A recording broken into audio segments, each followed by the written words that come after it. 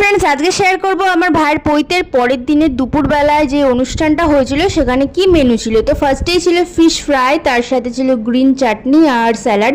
Fish ফ্রাইটাও যথেষ্ট ভালো ছিল, তার থেকেও আমার সবথেকে ভালো লেগেছে এই গ্রিন চাটনি। আসলে গ্রিন চাটনিটাই আমার ভীষণ ভালো লাগে।